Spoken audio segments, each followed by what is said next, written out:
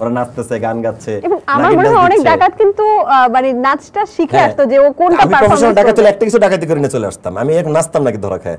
বন্যার ক্ষেত্রে আপনি একটা স্ট্যাটাস দিয়েছিলেন যে যারা আসলে বন্যার ক্ষেত্রে ছবি তোলার জন্য বা ভিডিও করার জন্য বা ইনফ্লুয়েন্সাররা যারা যাচ্ছে তাদেরকে আপনি ভার্চুয়াল, আমি বলছি যে ট্যুর দেওয়ার জন্য ভার্চুয়াল বক চয় বলছি আর কি। বক চয় একটা শাকের নাম, চাইনিজ শাক।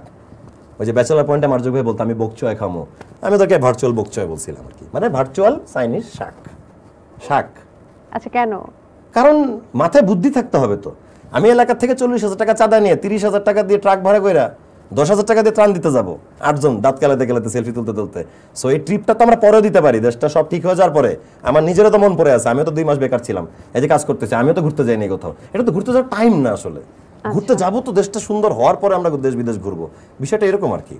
আচ্ছা, ডাকাত নিয়ে আপনি বেশ সরগরম ছিলেন একদম। যখন প্রতি রাতে আনন্দ করছি ডাকাত ধরে নিয়ে, জেগেও ছিলাম।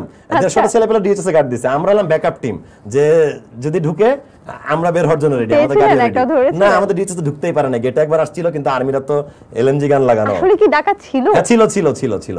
মিরপুরের রাজনৈতিক নেতারা টাকা দিয়ে ওদের কর্মচারীদেরকে পাঠাইছিল আর কি। যেদিন যে সারা উত্তরে একই টাইমে অ্যাটাক হইলো, মানে ওরা কি রিয়েল ডাকাত না? আপনার মনে হয় সেটা? আমি জানি না, আমার তো মনে হয় ওদের চাকরিটা নাই দেখে ওরা প্রফেশনটা চেঞ্জ করছে ওদের ওই মুহূর্তের জন্য।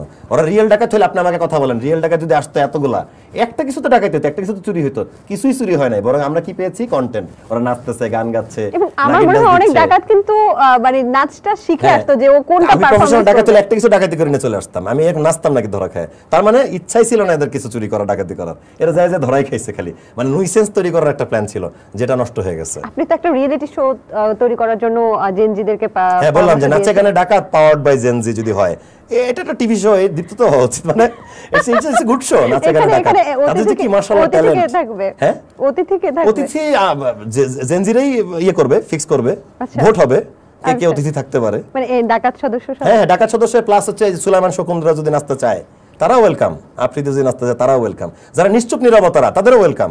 নাচো গাও, যেহেতু কোয়ালিটি আছে একটু দেখাও, আমরাও মার্ক দিলাম।